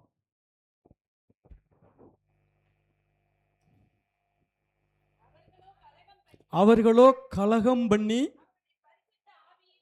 பரிசுத்த ஆவியை விசனப்படுத்த. சண்டை போடும்போது கவனிங்க, அது உலகத்தில் போட்டாலும் சரிதான், வீட்டுக்குள்ளே போட்டாலும் சரிதான், சண்டை போடுற இடத்துல அவர் குடியிருக்க மாட்டார். சமாதானத்தை பாய்க்கிற இடத்தில் என் ஆத்துமா குடியிருந்தது போதும். சங்கீதம் 126 பார்த்தீங்கன்னா, சமாதானத்தை பகைக்கிற ஒரு மனுஷனுக்குள்ள சமாதானத்தை தேவன், சமாதானத்தின் ஆவியானவர் கிரியை செய்ய மாட்டார், உள்ளே இருக்க மாட்டார். சண்டை போடும்போது ஆவியானவர் துக்கப்பட்டு விசனப்பட்டு, இப்படி என் பிள்ளையா இருந்துக்கிட்டு நீ என்ன வெளிப்படுத்த முடியலையே. அல்லேலூயா.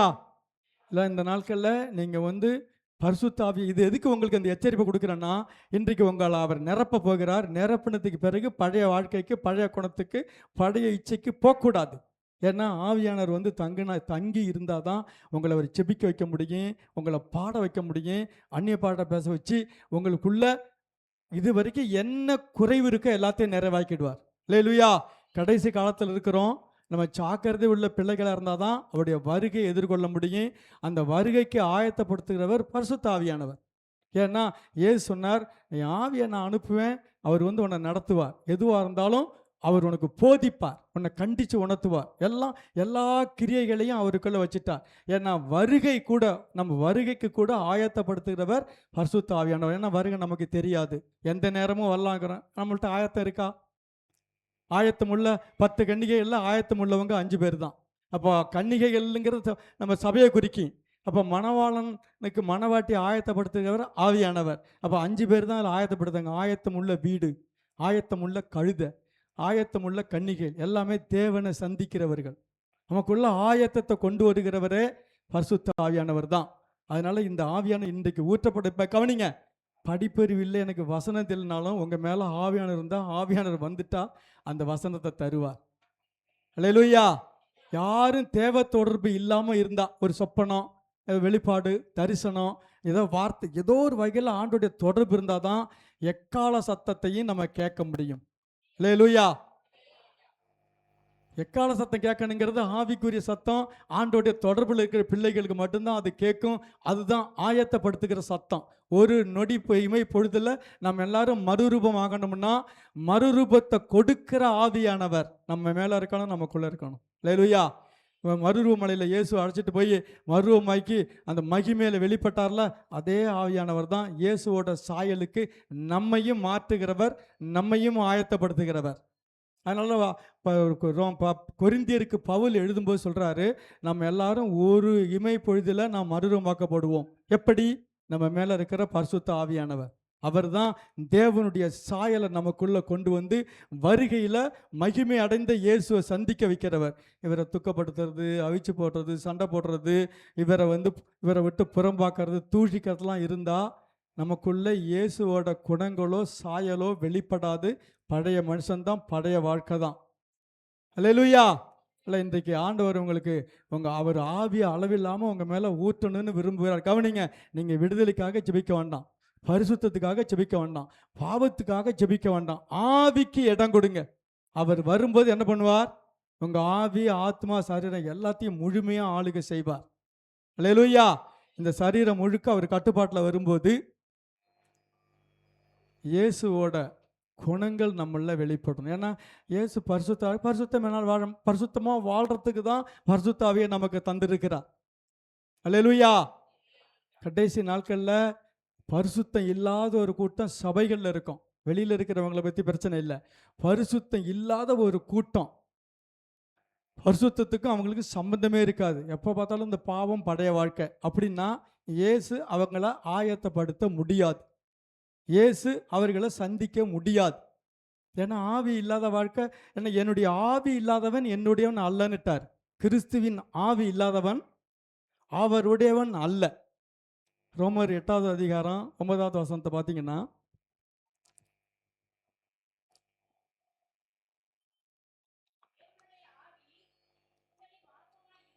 ம்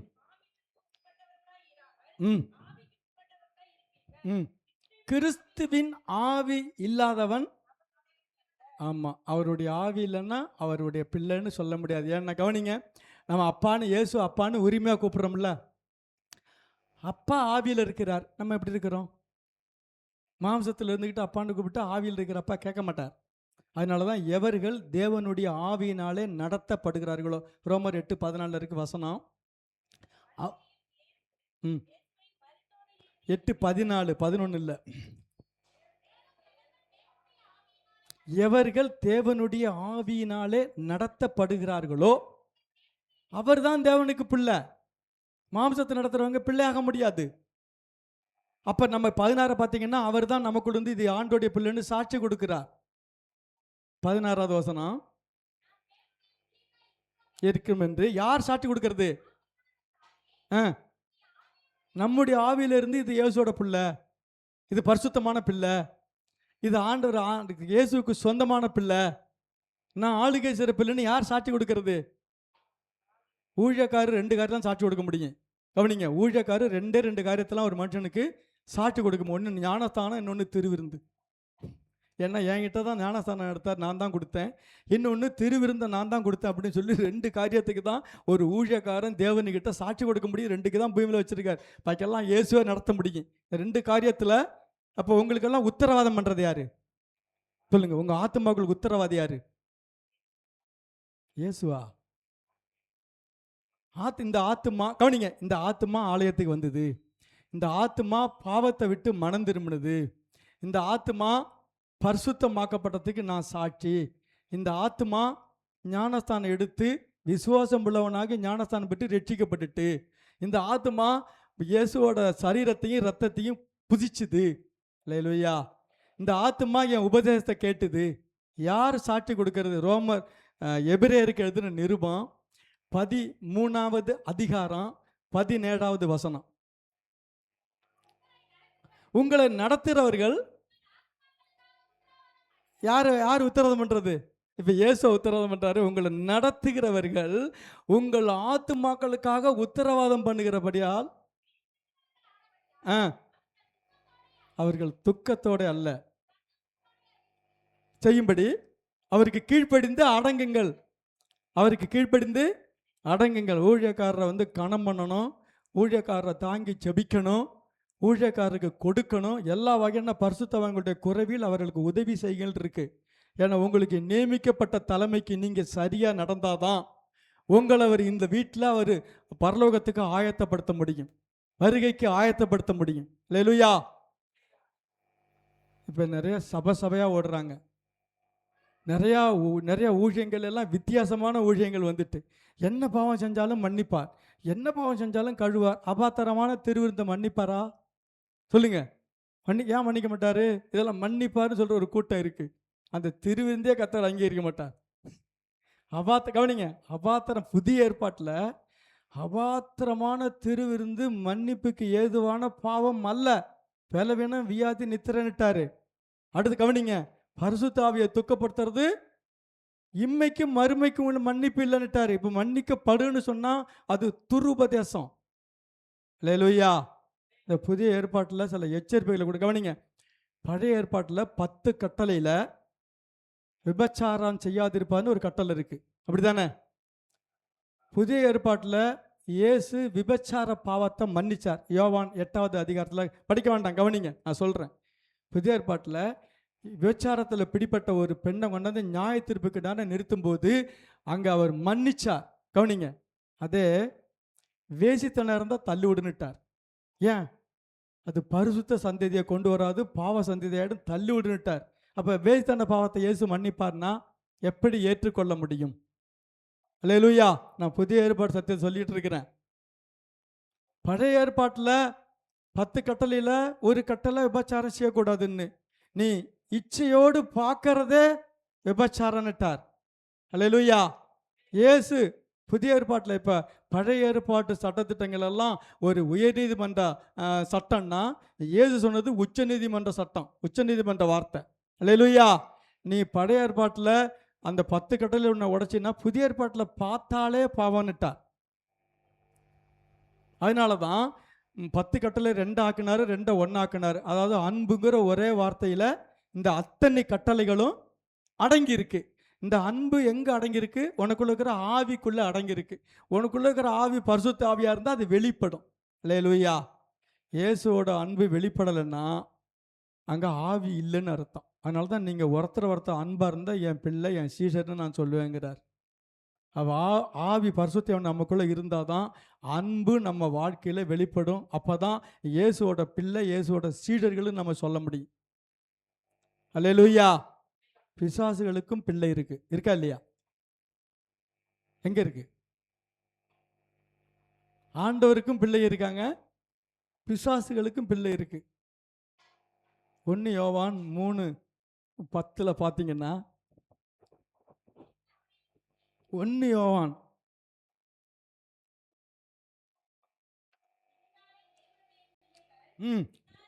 இதனாலே தேவனுடைய அன்பு, அது அங்கே பார்த்தீங்கன்னா சகோதரன் அன்பு செலுத்தாமலும் நீதியை செய்யாமலும் இருக்கிறவங்க இருக்கா? இதனாலே தேவனுடைய பிள்ளைகள் என்னார் என்றும். ஆமாம், பிசாசுக்கும் பிள்ளைகள் இருக்கு. கவனிங்க, பிசாசுகளுக்கும் பிள்ளைகள் இருக்கு. தேவனுடைய பிள்ளை என்னாரு? நியாய தீர்ப்புல தான் அதை வெளிப்படும். கவனிங்க, ஏன்னா கடைசி நாட்களில் மாம்சமான யாவரும் மேலும் ஆவியை ஊற்றுறது பண்ணல. கடைசி நாட்களில் நியாய தீர்ப்புக்கு நேராக சபையை கொண்டு வருவார். கவனிங்க, கடைசி நாட்களில் நியாய தீர்ப்புக்கு நேராக சபையை கொண்டு வருவார். நியாய தீர்ப்பில் நம்ம தப்பிச்சு கொள்ளணும் அப்படின்னா பாவம் இல்லாத பரிசுத்த வாழ்க்கை வாழ்ந்தாதான் நியாய தீர்ப்பில் நம்ம தப்பிக்க முடியும். ஏன்னா தேவனுடைய நியாய தீர்ப்பு அவருடைய வீட்டிலே துவங்கும் காலமாக இருக்குது. அதனால் சுவிசேஷத்துக்கு யாரும் கீழ்ப்படியாக நடக்கிறாங்க, பாவத்துக்கு ஒத்து போகிறாங்க, இந்த துருபதத்தை கீழ்ப்படுகிறாங்க. இதெல்லாம் இருந்தால் இயேசு நியாய தீர்ப்பில் நிறுத்துவார். எல்லாருக்கும் நியாய தீர்ப்பு உண்டு. அல்லேலூயா. உங்கள் ஒவ்வொருத்தருக்கும், நம்ம எல்லாருக்குமே ஒவ்வொருத்தரும் தன்னை குறித்து கணக்கு ஒப்பிக்கணுமா? நீ பாவத்தில் வாழ்ந்தியா, பரிசுத்தமாக வாழ்ந்தியா? நான் உனக்கு கொடுத்த தாளந்துகளை நீ என்ன பண்ணுனா? நான் கொடுத்த ஆசீர்வாதங்களை உனக்கு நீ என்ன பண்ணுனா? நான் கொடுத்த வாகனத்தை நீ என்ன பண்ணுனா? நான் கொடுத்த வீட்டை நீ என் நாமத்துக்கு எல்லாத்துக்கும் தன்னை குறித்து ரோமர் 14வது அதிகாரம் 12வது வசனம் மறந்துடாதீங்க. தேவன் உங்களுக்கு கொடுத்த எல்லாத்தையும் கணக்கு கேட்பார். அது ஆவிக்குரிய வரமாக இருந்தாலும் சரி, பூமிக்குரிய செல்வங்களாக இருந்தாலும் சரி. நம்மில் ஒவ்வொருவனும் தன்னை குறித்து யாரு கணக்கு ஒப்பிக்கணுமா? தேவனுக்கு கணக்கு ஒப்பிக்கணும். நல்லா தெரிஞ்சுங்க, அவர் கணக்கு கேட்பார், கொடுத்தவர் கேட்பார். நம்ம ஒவ்வொருத்தரும், அது யார் ஊழியக்காரராக இருந்தாலும் சரி, விசுவாசியாக இருந்தாலும் உடன் ஊழியக்காரன், ஒவ்வொருவனும் தன்னை குறித்து தேவனுக்கு கணக்கு ஒப்புவிப்பான். கணக்கில் திரும்பலும் பண்ணும்போது தான் என் பிள்ளை இல்லைன்னுவார். அதனால் அப்போ இந்த கடைசி நாட்களில் ஒரு ஜாக்கிரதை உள்ள வாழ்க்கை நமக்கு தேவை, வேணும். அது எப்படி ஜாக்கிரதையாக இருக்கணும்னா, நீங்கள் எல்லாருமே ஆவிக்குரிய பிள்ளைகளாக இருந்தால் தான். கவனிங்க, இந்த உலகத்தில் ரட்சிக்கப்படாதவங்களை நம்ம பாவின்னு சொல்கிறோம். இப்போ ரட்சிக்கப்பட்டு ஆலயத்தில் இருக்கிற பிள்ளைங்களே மாம்சத்துக்குரியவர்கள். சொல்லுங்கள், 1 கொரிந்தியர் 3:1 வசனம் அதிகமாக வாசிக்கலன்னு நினைக்கிறேன். வசனம் சொல்லும்போது எடுத்து வாசிச்சிங்கன்னா வசனம் உள்ளேருந்து வந்துடும்.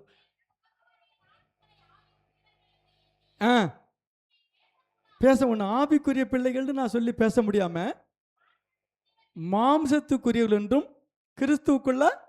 ஆமாம், உனக்கு பால் தான் கொடுக்க முடியும், உனக்கு போஜனம் கொடுக்க முடியாதுன்னுட்டார். குழந்தைகளுக்கு என்ன கொடுக்கணுமோ அதுதான் கொடுக்கப்படும், பலமான ஆகாரம் உனக்கு கிடையாது. அப்போ வளர்ச்சி இருக்காது. அப்போ மாம்சத்துக்குரியவர், இப்போ சபையிலேயே மாம்சத்துக்குரியவர்கள், ஆவிக்குரியவர்கள். இப்போ எல்லாரும் ஆடாக தான் மாற்றி வச்சிருக்காரு. நல்ல மேய்ப்பனு கீழே ஆடுகளை வச்சிருக்கார். அப்படி தானே? நாம் எல்லாரும் ஆடுகள், அவர் கைக்குள்ளான ஆடுகள். இந்த ஆட்டை 2ஆக பிரிக்கிறார், வெள்ளாடு, செம்மறி ஆடு. எந்த ஆட்டில் இருக்கிறோம்? வசனத்தை கேட்டு செய்கிற ஒரு கூட்டம், வசனத்தை கேட்டு செய்யாத ஒரு கூட்டம். 2ஆக பிரிக்கிறார். எல்லாம் ஆடுகள் தான். கடைசி நாட்களில் எல்லாருமே ஆவிக்குரிய பிள்ளைகளா, பரிசுத்த பிள்ளைகளா நீங்கள் இருந்தால் தான் அவரை நாம் சந்திக்க முடியும். அல்லேலூயா.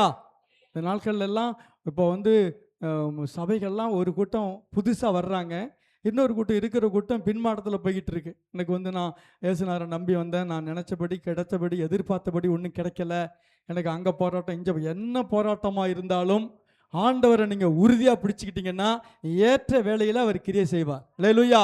ஏற்ற உங்களுக்கு எந்த நேரத்துல எதை கொடுக்கணும்னு அவருக்கு தெரியும். அல்லேலூயா. நம்ம கேட்கறதுக்காக நீங்க வாங்கிட்டீங்கன்னா கஷ்டப்படுறது நீங்களா தான் இருக்கும். அதனால தான் ஏற்ற காலத்தில் அவர் உங்களை உயர்த்தும்படிக்கு அவருடைய பலத்த கருத்துக்கள் நீ அடங்கியிருக்கணும். ஆலயத்துக்கு வர்றவங்களை நான் விசாரிக்கிறேன், உன் கவலையெல்லாம் என்கிட்ட வச்சிருங்கிறார் ஆண்டவர். அல்லேலூயா. வேலையில் உங்களுக்கு சத்தியத்தை கொடுத்துட்டு போதித்த சத்தியத்தின்படி இன்னும் ஒரு சில இந்த கவனிங்க, எல்லாரையும் அவர் ஏதோ ஒரு வகையில் தொடுவார். ஏன்னா தன்னை வெளிப்படுத்துறதுக்கு ஏதோ ஒரு வகையில் உங்களுக்குள்ள இயற்கை அப்பாற்பட்ட வல்லமை இறங்கி உங்களுக்கு தொடுதல் இருக்கும்போது அதை நீங்கள் விட்டுறக்கூடாது. நல்லா கவனிங்க. இது வரைக்கும் எப்படி செபிச்சிங்க, எப்படி வாழ்ந்தீங்கன்னு இல்லை. உங்கள் மேலே பரிசுத்தவன் வரும்போது உங்களுக்குள்ள முழு மாற்றத்தை கொண்டு வந்துடுவார். அல்லேலூயா. உங்கள் குணங்களில், நடக்கையில், பார்வையில், பேச்சில் எல்லாமே உள்ளே இருக்கிற ஆவியான வெளிப்படும் போது ஆவிக்குரிய கனி நிறைஞ்ச பிள்ளைகளாக வரும். இப்போ கவனிங்க, ஆவியானவர் உங்களை நிரப்புறார், உங்களுக்குள்ள தங்குறாருன்னா நீங்கள் கனிகளுக்காக ஜெபிக்க வேண்டாம். அவருடைய குணம்தான் கனிகளாக வெளிப்படுறது. அவருடைய வல்லமை வெளிப்படும் போது அதான் வரங்களாக வெளிப்படுறது. அல்லேலூயா. அவர் தங்கிட்டார்னா அவருக்குள்ள இருக்கிற பவர் இருக்குல்ல, சக்தி, அதுதான் 9 வரங்களாக வெளிப்படுறது. அவருக்குள்ள குணம் அதான் கனிகளாக வெளிப்பட. கனிகளோ வரங்களோ பரிசுத்தவனை இல்லாமல் அது வெளிப்படாது. அல்லேலூயா. கடைசி நாட்களில் அந்த மாம்சமான யாவர் மேலும் அவர் விட்டு வரங்களுக்கு நேரம் நடத்துறதுனால கடைசி நாள் நீங்கள் எந்த அளவுக்கு வாஞ்சியா தாகம். கவனிங்க, உங்கள் வீட்டிலே ரட்சிக்கப்படாமல் இருக்கிறாங்க, அப்படி தானே? உங்கள் சொந்த பந்தம் யார்? உங்களை தான் ஆண்டவர் உலகத்துக்கு வெளிச்சமாக வச்சுருக்கார், உங்கள் வீட்டுக்கு வெளிச்சமாக வச்சுருக்கார். இதே மங்கி எரிஞ்சுதுன்னா இந்த வெளிச்சத்தில் மற்றவங்க எப்படி நடப்பாங்க, எப்படி பிரயோஜனப்படுவாங்க?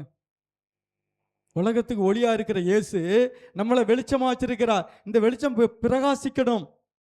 அப்போதான் வெளிச்சத்துக்கு ஜாதிகள் வரும், ஜனங்க வருவாங்க.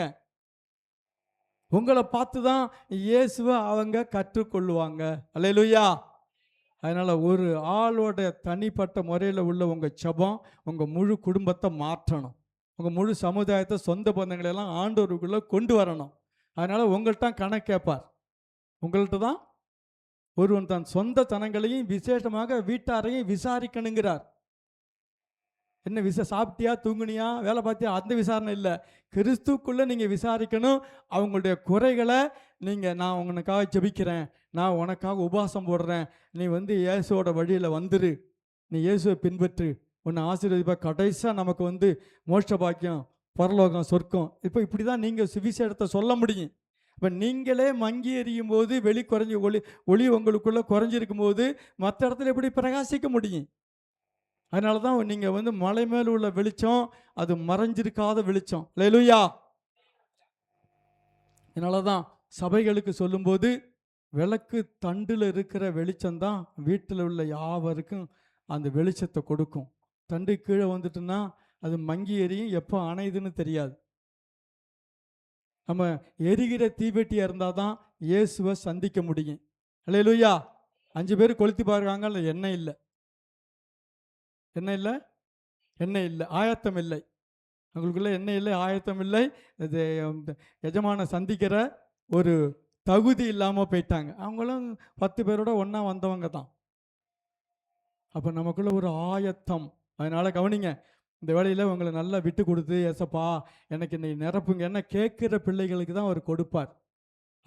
அது வயசானவங்களோ இளமையோ தெரியாது. நீங்கள் இயேசுவை எனக்குள்ளே நீங்கள் ஆளுகை செய்யுங்கன்னா அவர் தம்முடைய ஆவியை அனுப்பி உங்களுக்குள்ள சுகம், விடுதலை, வல்லமை, பரிசுத்தம், சுத்திகரிப்பு, கழுவுதல் எல்லாமே அவர்கிட்ட இருக்குது. அல்லேலூயா. ஒரு அக்கினியாக வைப்பிட்டாருன்னு வச்சுங்களேன். கவனிங்க, ஒரு கரண்டு, ஒரு மின்சாரத்தில் கொடியில் அந்த ஒயரில் பாயினா 2 கொடி வேணும். இத்தனை கொடி, ஒன்று ப்ளஸ், இன்னொன்று மைனஸ். அப்போ ஒரு ஆளுக்குள்ள பரிசுத்த ஆவியானவர் கிரியை செய்யணும்னா ஒன்று வசனம், இன்னொன்று ஆவி. அல்லேலூயா. இப்போ வசனத்தை கொடுத்துட்டேன். இயேசுவோட சாயலுக்கு அவர் உங்களை மாற்றணும்னா நீங்கள் விட்டு கொடுத்து அந்த வல்லமையை பெற்றுக்கொள்ளுங்க. ஏன்னா இந்த உலகத்தை விட்டு இயேசு போகும்போது கடைசியாக சொன்ன வார்த்தை, பரிசுத்த ஆவி உங்களிடத்தில் வரும்போது நீங்கள் பலன் அடைந்து எருசலேமிலும் யூதேய முடிவிலும் சமாரியாவிலும் பூமி கடைசி பரியந்தம் எனக்கு சாட்சிகள்னு சொன்னார் இல்லை.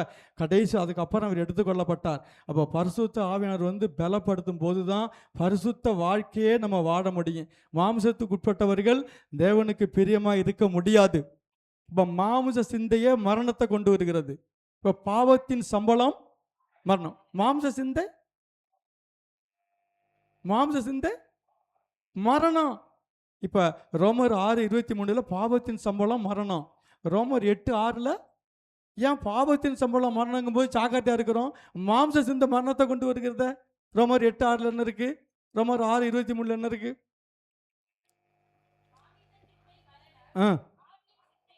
அப்போ ஆவியின் சிந்தை தான் உனக்குள்ள ஜீவன் சமாதானம் வரும். இப்போ பாவத்தின் சம்பளம் மரணம்னா பாவம் செய்யக்கூடாதுன்னு ஜாக்கிரதையா இருக்கிறோம். இப்போ மாம்ச சிந்தையில் வெளிப்படும் போது அது எதை கொண்டு வருது?